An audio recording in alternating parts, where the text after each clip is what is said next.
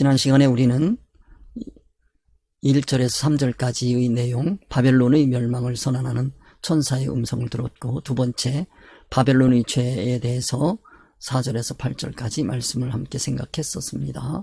그리고 세 번째로 경고의 메시지인 9절에서부터 19절까지 내용 함께 공부를 해가고 있습니다. 지난 시간에 우리는 9절에서 11절까지 함께 공부했습니다.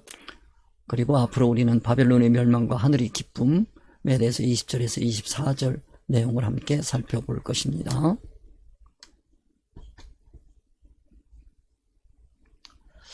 오늘은 우리 순서에 따라서 요한계시록 18장 12절에서부터 13절까지의 말씀을 함께 보겠습니다.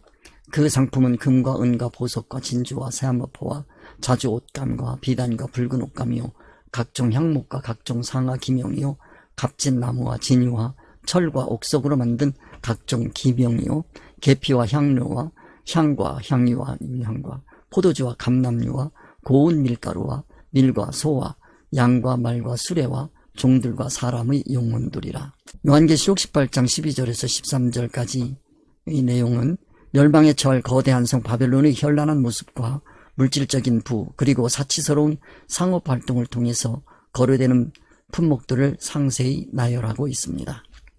이 목록은 당시 세계무역의 중심이었던 바벨론이 취급했던 모든 종류의 값지고 희귀한 물건들을 생생하게 보여줍니다. 주목할 점은 이러한 상업활동의 대상이 되는 물품들을 8가지 범주로 구별해서 살펴볼 수 있습니다.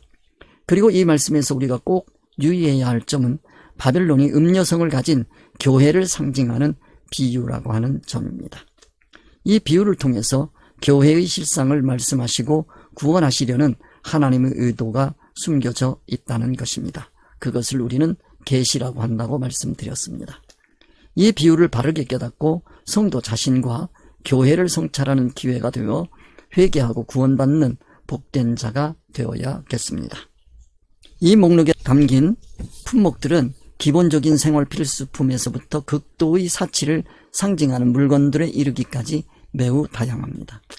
그렇다면 왜 주님께서는 멸망할 바벨론의 상품 목록을 이처럼 구체적으로 보여주시는 것일까요?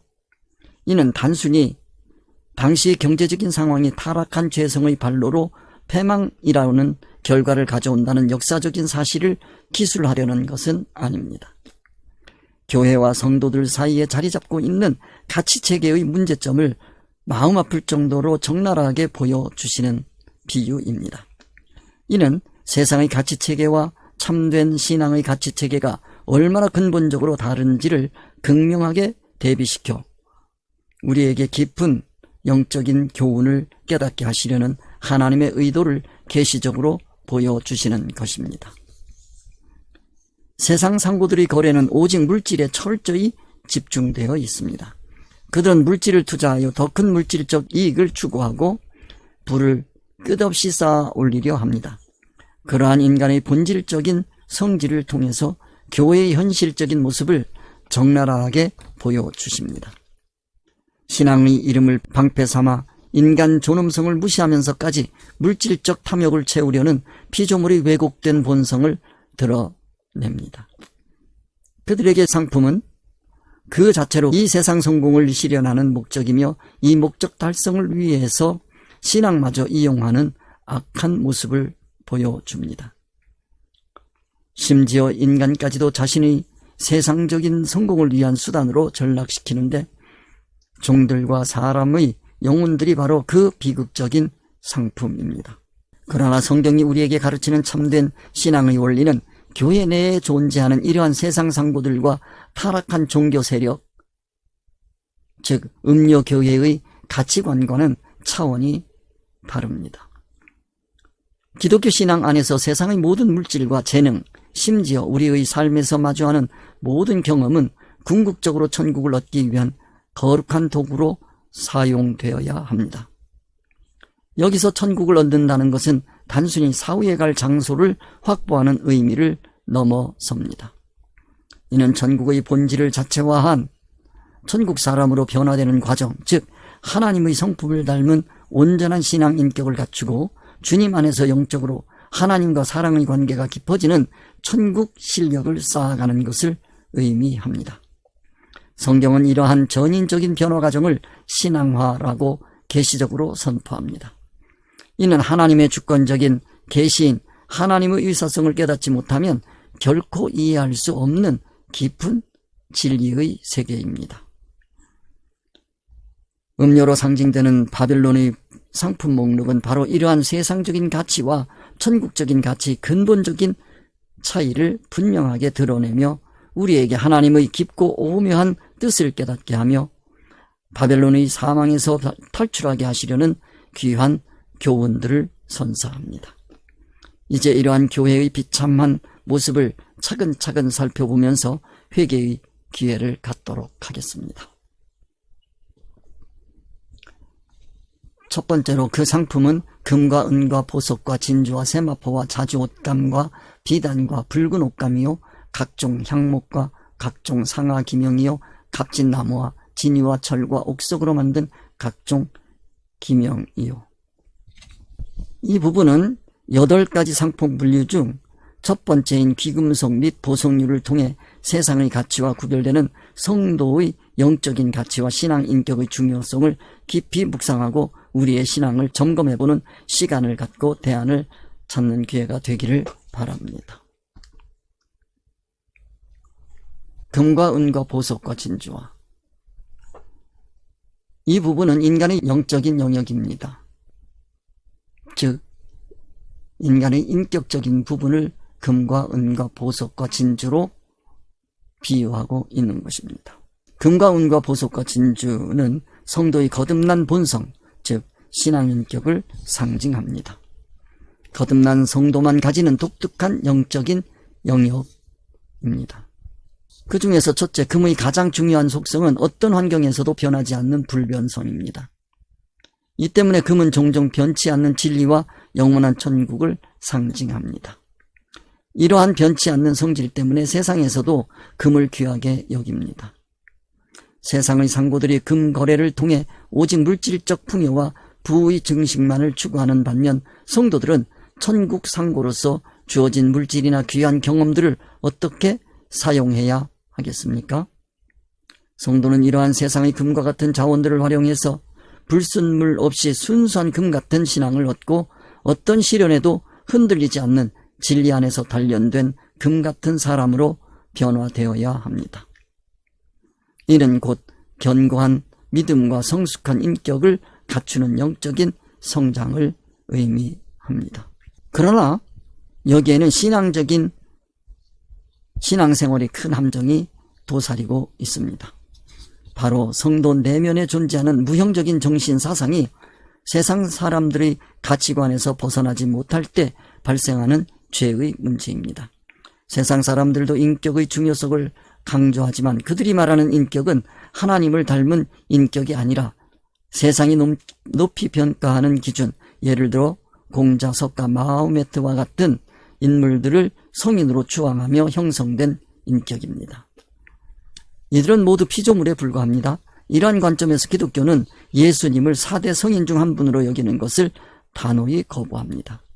예수님은 하나님의 독생자이십니다. 이는 예수님이 인격이 곧 하나님의 온전한 인격과 동일하심을 의미합니다.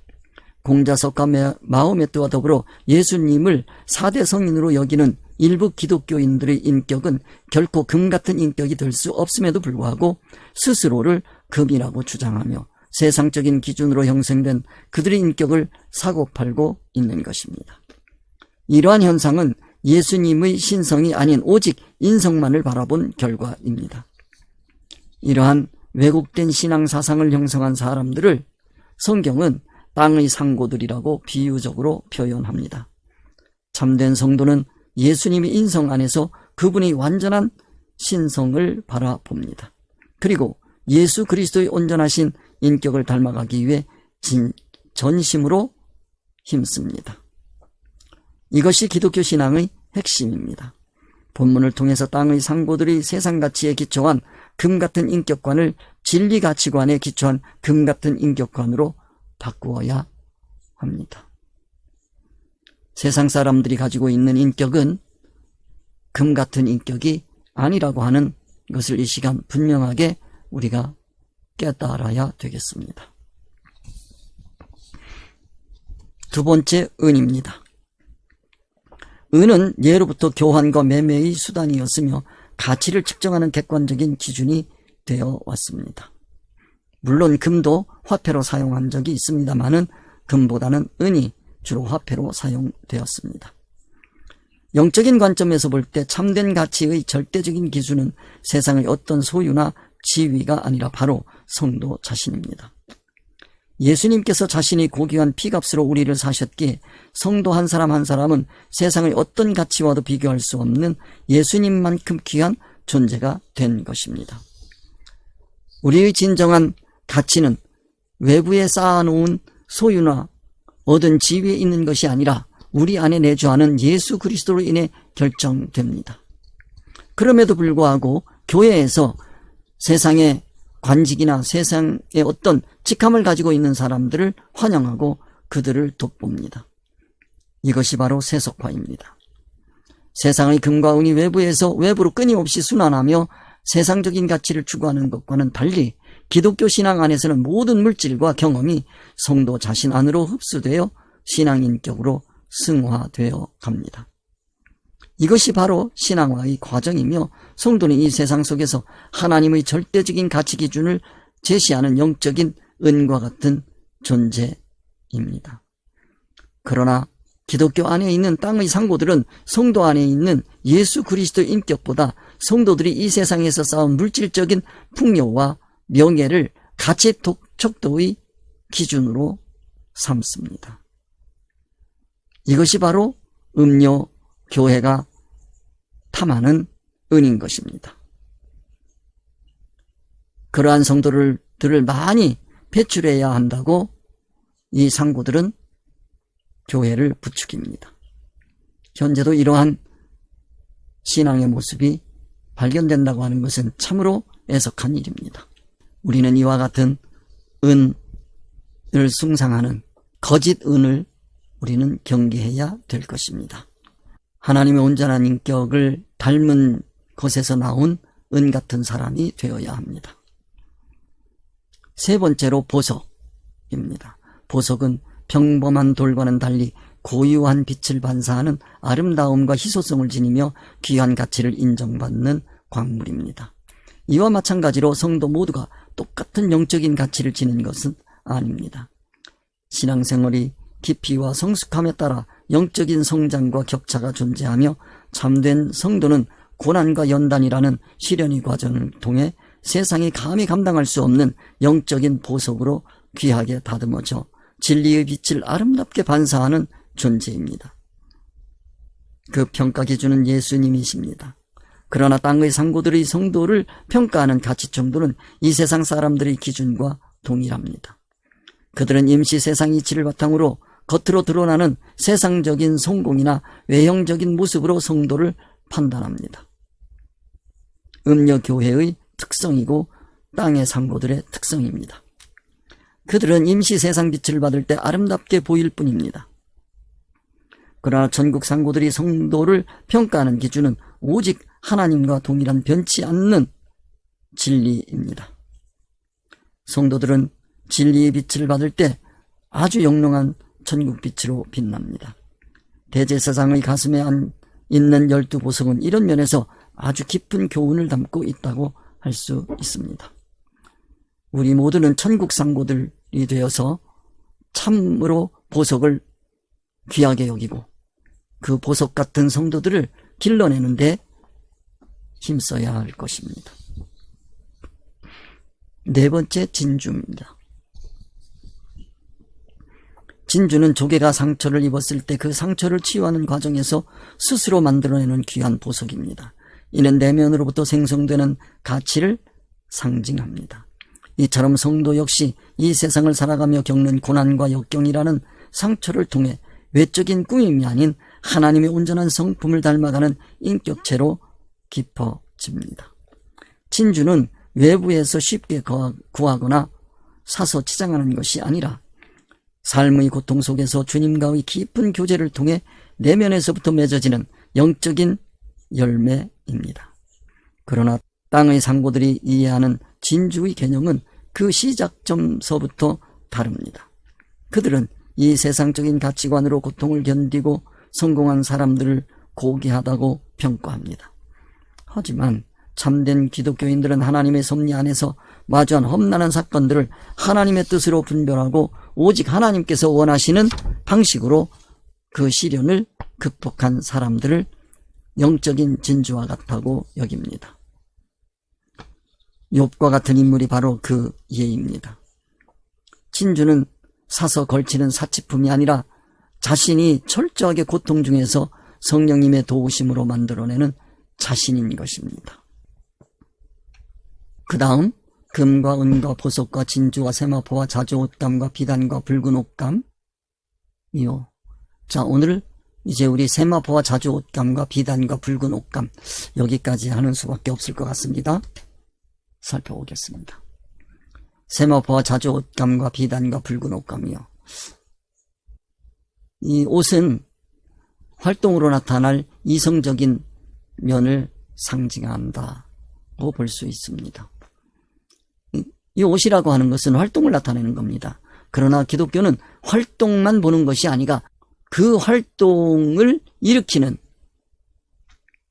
내적인 이성의 활동, 이해타산가치 판단평가성과 그리고 그것을 옳은 것을 붙잡고 진리 이치를 붙잡고 세상을 사용하겠다고 하는 그와 같은 결단과 의지를 가지고 자기의 현실에서 살아가는 겁니다.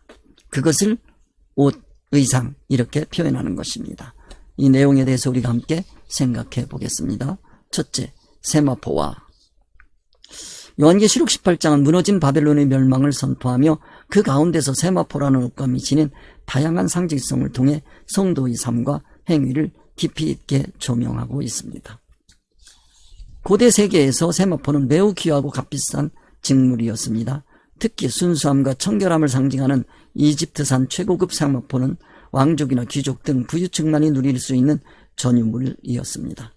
로마 시대에는 강력한 재력을 드러내는 과시의 수단으로 활용되기도 했습니다. 당시 사람들은 이러한 외적인 풍요와 지위가 마치 내면의 순수함이나 도덕적 정결함의 결과인 것처럼 착각하거나 최소한 그렇게 통용되는 경향이 있었습니다. 이는 그들이 가진 일반적인 본성에 의한 종교심이 막연하고 형식적인 신앙심을 자극해서 외적인 활동을 중시했기 때문입니다. 하지만 성경에서 세마포는 세상적인 가치와는 완전히 다른 영적인 상징성을 지닙니다. 성경에서도 세마포는 종종 순결, 의로움, 그리고 거룩함을 상징하는 옷감으로 사용되었습니다. 그래서 구약시대에는 제사장들이 입거나 성막의 휘장을 만드는 데 사용되었고 요한계시록 19장 8절에서도 성도들이 입는 희고 깨끗한 세마포를 성도들의 의로운 행실이라고 명확히 해석하여 신앙활동의 영적인 의미를 강조합니다. 그런데 당황스럽게도 본문 계시록 18장 13절에서 이 세마포는 땅의 상인들, 즉 세속적인 바벨론 시스템의 상업 목록에 포함되어 멸망을 상징하는 옷감 중 하나로 언급되어 있습니다. 영원한 관점에서 볼 때 아주 위험한 상품으로 전락해버린 것입니다.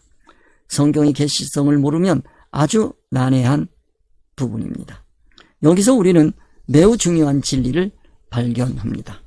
그것은 바로 동일한 세마포일지라도 그것을 누가 입고 사용하느냐에 따라 그 상징적 의미와 가치가 완전히 달라진다는 점입니다.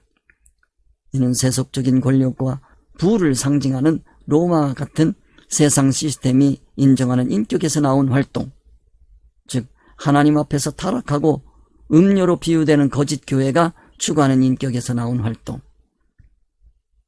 또 한 가지 오직 주님만이 세우실 수 있는 참된 교회가 추구하고 인정하는 순수하고 깨끗한 인격에서 나오는 활동의 기준이 근본적으로 다르다는 것을 보여줍니다. 사람들이 인지할 수 있는 활동은 비슷해 보일지 모르지만 모든 인류의 최종 목적지인 천국에서는 그 활동의 효과가 전혀 다르게 나타납니다. 교회 안에서 우리의 삶을 판단하는 기준은 세상적인 잣대인 임시 세상 이치가 아닙니다. 오직 말씀이 육신이 되신 예수 그리스도를 닮은 거룩한 인격에서 비롯된 순종적인 행위만이 하나님 앞에서 희고 깨끗하며 거룩한 세마포로 인정받습니다. 로마 사람들과 음료 교회의 성도들이 세상 상인들로부터 구했던 세마포는 하나님께서 결코 인정하시지 않는 가치입니다. 이 말씀을 통해 우리가 진정으로 추구하고 입어야 할 세마포가 무엇인지 정확하게 깨닫는 은혜로운 시간이 되시기를 소망합니다. 우리는 진리 이치에서 인정하는 그와 같은 순결하고 깨끗하고 정결한 활동을 해야 할 것입니다. 진리의 사람만이 이와 같은 세마포를 입을 수 있는 겁니다. 두 번째, 자주옥감과 비단과 붉은 옷감, 자주옥감입니다. 자주색 염료는 조개에서 극소량만 추출할 수 있어 생산 과정이 매우 어렵고 비용이 많이 들었습니다. 특히 지중해의 도시 두아디라나 두로에서 생산된 자주색 염료는 최고급으로 인정을 받았습니다. 따라서 자주색 옷감은 황제나 왕족, 최고의 귀족 등 극소수의 권력층만이 사용할 수 있는 색이었습니다. 부와 권력 위엄의 상징이었습니다. 로마 사회에서 자주색 옷은 권위와 부유함, 고귀함, 신성함을 상징하는 색이므로 곧 왕을 비롯한 최상류층임을 나타내는 것이었습니다. 출애굽기 28장에서는 대제사장이 입을 수 있는 에봇은 금실, 청색, 자색, 홍색실, 가늘게 꼰 흰 배실이었습니다.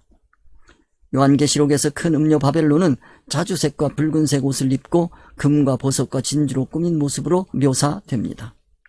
이는 바벨론, 세상 권력 또는 타락한 종교 세력이 가진 엄청난 부와 사치 그리고 그 세상적인 권세를 상징합니다. 자주색은 단순한 부를 넘어선 왕같은 권력과 지배를 상징하는 것입니다. 사람들은 이 자주색을 아주 탐합니다. 그것을 입기 위해서 온갖 수단 방법을 가리지 않습니다. 자색 옷감은 왕권을 상징하기 때문입니다.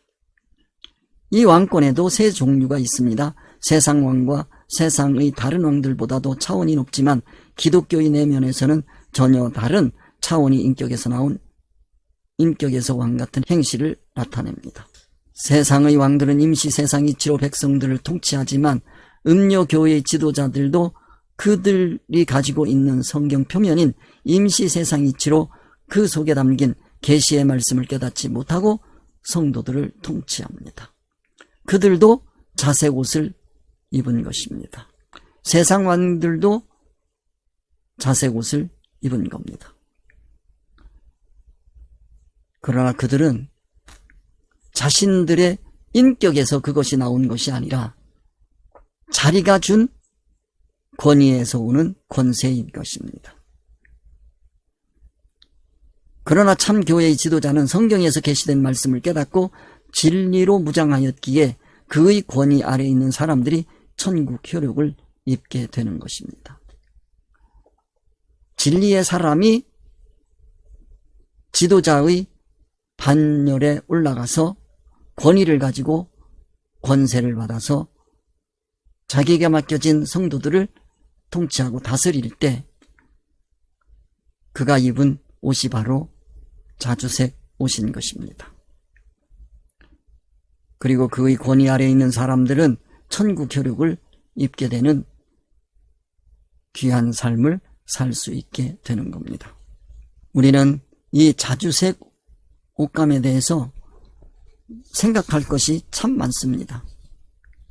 자주색 옷만 입으면 왕권을 가졌다고 생각하기 쉬운데 우리 기독교에서는 자주색 옷이 어디에서 왔는지를 알아야 되고 그 사람이 가지고 있는 그 지위, 직위가 참으로 영적인 실력, 하나님의 온전한 인격에서 나온 그와 같은 직위이며 그리고 그 활동인지 통치권인지 세세하게 살펴봐야 되겠습니다. 자칫 잘못하면 이 사람들은 왕권만 가지려고 합니다. 교회에서도 안타까운 것은 직위를 가지려고 합니다. 목사가 되려고 하고 장로가 되려고 하고 권사, 집사가 되려고 합니다. 그 집사가 가지는, 또 권사가 가지는, 장로가 가지는, 전도사나 목사가 가지는 그 통치권이 있습니다. 자기에게 맡겨진 사람들. 실력이 없는데 그 사람을 맡으면 그 사람을 죽이게 됩니다.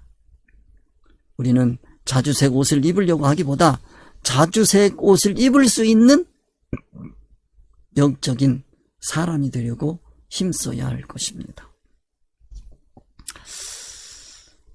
우리가 결론적으로 얘기하면 자주색 옷감은 다양한 의미를 가지지만 그 중에서 가장 중요한 상징은 왕권이며 세속의 왕들이 가지는 권위, 교회의 타락한 지도자가 가지는 권위, 참 지도자가 가지는 권위로 구성되는 세 종류의 왕권을 우리가 살펴봤습니다.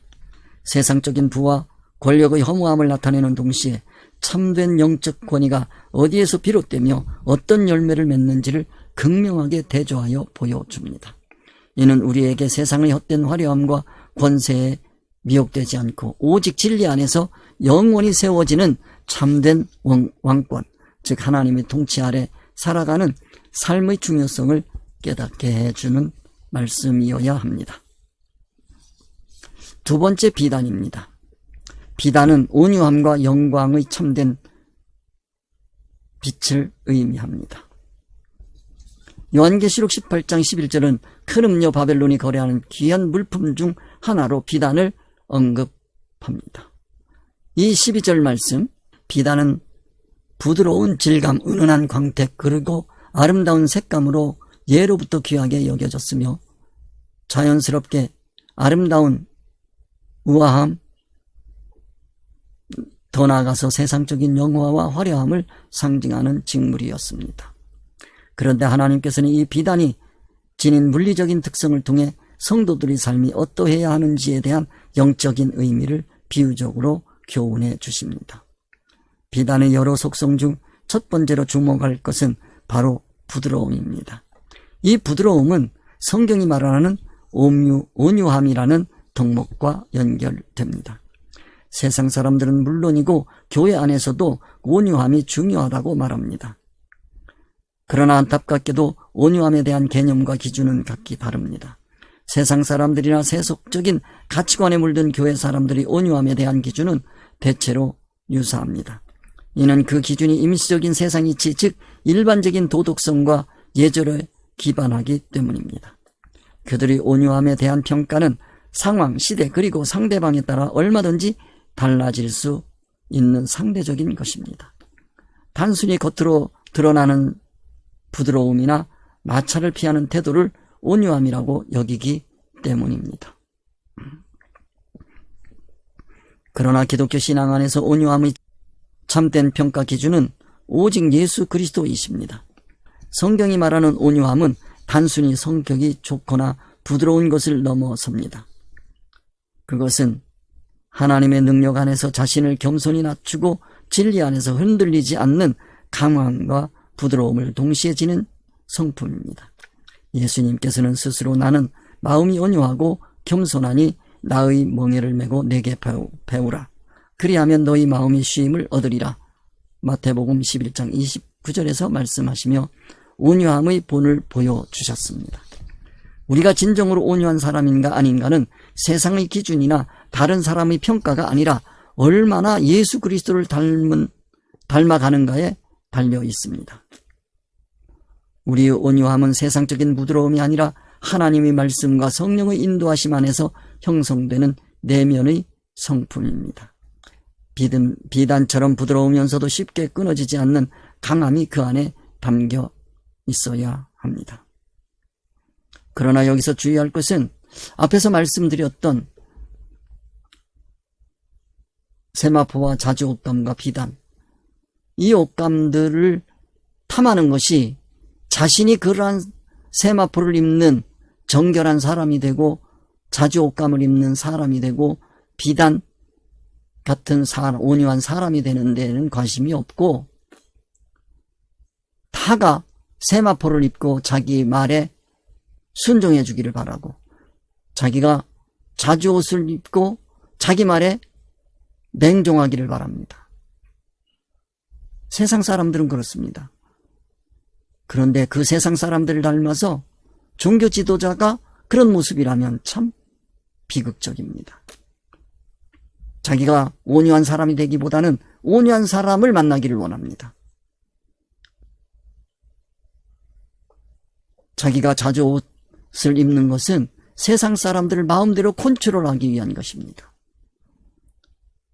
자기는 법을 안 지키면서 법을 지키라고 강조하는 사람, 독재자입니다.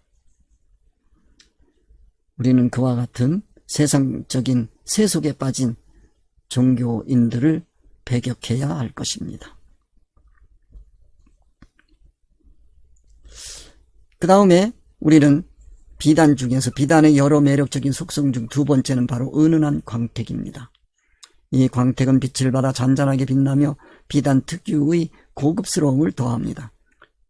우리는 이 은은한 광택에서 성도의 영광스러운 삶을 상징적으로 엿볼 수 있습니다. 모든 사람은 본능적으로 영광스러운 삶을 추구합니다. 인정받고 높임받고 빛나는 존재가 되기를 원합니다. 그런데 영광이라는 단어는 세상에서도 사용되고 성경에서도 사용되지만 그 개념을 이루는 질은 본질적으로 다릅니다. 세상과 세상의 가치관에 물든 교회가 추구하는 영광은 이 세상에 속한 것으로서 일시적이고 덧없는 것입니다. 물질적인 부요함, 명예, 권력, 세상적인 성공과 같은 것들은 잠시 빛을 발할지 모르나 결국 사라질 안개와 같습니다. 그러나 성경이 우리에게 약속하고 기대하는 영광은 차원이 다릅니다. 성도가 누리게 될 영광은 영원한 것입니다. 왜냐하면 참된 성도들의 삶 자체가 하나님이 진리를 나타내고 그분의 속성을 드러내는 진리 표출의 영광스러운 삶이기 때문에 그렇습니다. 우리의 영광은 세상적인 성취에 있는 것이 아니라 우리 안에 거하시는 그리스도를 통해 나타나는 하나님의 형상과 그 진리 자체에 있습니다. 진리이신 예수님을 따라 살아갈 때 우리의 삶은 비단의 은은한 광택처럼 세상의 빛을 발하며 이 영광은 영원히 천국까지 지속될 것입니다. 이처럼 비단은 그 특성을 통해 온유함과 영광스러운 삶이라는 성도의 중요한 두 가지 덕목을 상징적으로 보여줍니다. 하나님께서는 비단의 이러한 상징을 사용해서 세속화된 교회가 잘못 이해하고 추구하는 왜곡된 온유와 헛된 영광의 신앙 활동을 깨닫게 하시고 그 활동이 사망이라는 것을 우리에게 교훈하십니다. 그리고 이를 통해 우리로 하여금 예수 그리스도를 기준으로 삼아 참된 온유의 사람이 되고 이 세상의 덧없는 영광이 아닌 하나님으로부터 오는 영원한 영광을 추구하며 진리를 삶으로 나타낸 영광스러운 삶을 살아갈 수 있는 길을 분명하게 열어주십니다. 결론적으로 비단은 세상적인 부귀와 사치의 상징으로 나타나기도 하지만 동시에 성도의 온유함과 영원한 영광이라는 귀한 영적 진리를 가르치는 하나님의 도구가 되기도 합니다. 그 다음 마지막으로 붉은 옷감입니다. 붉은 옷감은 신앙활동의 두 가지 측면을 상징적으로 보여줍니다. 우리는 붉은 옷감이라는 상징을 볼 때 성경이 제시하는 이상적인 신앙의 행위와 경계해야 할 바람직하지 않은 신앙활동을 깊이 있게 조명해 보아야겠습니다. 붉은색은 성경에서 주로 두 가지 상징적인 의미를 나타냅니다. 첫째는 피를 연상시키는 생명력 넘치는 활동이고 둘째는 불처럼 타오르는 정열적인 활동입니다. 이러한 생명과 열정은 일반 세상 사람들이나 세속화된 종교 시스템 속 자신들뿐만 아니라 심지어 참된 믿음의 공동체에 속한 성도들까지도 추구하는 그들 나름대로의 신앙활동입니다. 그들이 행하는 정신사상을 고려하지 않고 활동만 관찰하는 입장에서는 다 똑같게 보일 것입니다. 이러한 요인들이 기독교를 혼란에 빠뜨려 오고 있고 그러한 혼란은 계속될 것이기 때문에 계시록을 연구하는 것이 중요한 것입니다. 본문 말씀은 세속에 물든 음녀교회가 세상적인 논리와 성경의 문자적인 해석에만 기반해서 주장하는 생명활동이 본질적으로 파멸에 이르는 사망운동임을 분명히 경고하고 있습니다. 이러한 활동에 몰두하면 몰두할수록 영적으로 더욱 비참하고 돌이킬 수 없는 결과를 맞이하게 됩니다. 우리는 이러한 실상을 예수님께서 가르치신 율법적인 문제의식과 복음적 현실감각이라는 예리한 관점에서 이미 살펴보았습니다. 이 관점은 붉은 옷감의 의미를 이해하는 데 있어서도 반드시 견지되어야 합니다. 기독교 전통에서는 이러한 예수님의 관점을 계시라는 핵심적인 용어로 함축해 사용해 왔습니다. 바로 이러한 계시의 관점에서 볼 때 붉은 옷감이 상징하는 참된 생명운동은 하나님의 깊은 뜻을 성경을 통해 성령의 도우심으로 온전히 깨달아 알고 그 뜻에 부합하는 활동을 뜨거운 열정으로 실천하는 것을 의미합니다. 이것이야말로 붉은 옷감이 상징하는 가장 중요하고 올바른 신앙활동의 본질입니다. 반면에 하나님의 뜻에서 벗어난 채 성경의 문자에 매인 정열적인 신앙활동들은 외형적으로는 매우 그럴싸하고 훌륭하게 보일 수 있습니다. 이는 성경의 계시성을 깨닫지 못했기 때문에 발생하는 심각한 기독교 신앙적인 큰 오류입니다. 음료교회입니다. 왜냐하면 그 활동을 하는 본인뿐만 아니라 그것을 보고 따르거나 그러한 영향 아래에 있는 성도들까지도 쉽게 미혹되게 만들기 때문입니다. 그러나 본문 말씀은 이러한 활동들이 실상은 영적인 사망운동이며 결국은 망할 운동임을 단호하게 교훈하고 있습니다. 함께 불을 누렸던 땅의 상고들의 비참함을 우리는 본문 말씀을 통해서 봐야 합니다. 이러한 기독교 현실을 바르게 이해하기 위해서는 성경이 천국 복음을 전하시기 위해서 이 세상 임시이치를 사용하시는 하나님의 음성임을 알아야 합니다. 성경이 하나님의 음성이라면 그 음성 속에 하나님의 뜻을 품고 있는 것은 당연한 것입니다. 그래서 하나님의 뜻이 더 중요한 겁니다. 음성보다. 그럼에도 불구하고 오늘날 많은 현대인들은 하나님의 음성을 들으려고 하지 하나님의 음성 속에 들어있는 하나님의 뜻을 들으려고 하지 않습니다. 그러므로 성도들은 하나님의 음성을 성경이 아닌 다른 어떤 것을 통해서 들으려 해서는 절대로 안 됩니다. 환상이라든지 꿈이라든지 등등 여러 가지 방식으로 하나님의 음성을 들으려고 하는데 경계해야 할 것입니다. 하나님의 음성은 성경 66권 이외에 없습니다. 명심해야 할 것입니다. 성경 66권은 이미 특별계시로 마감되어 있는 겁니다. 성경관을 모르기 때문에 잘못된 성경관을 가지고 있기 때문에 하나님의 음성을 성경 이외의 어떤 곳에서 들으려고 하는 우를 범하고 있는 겁니다.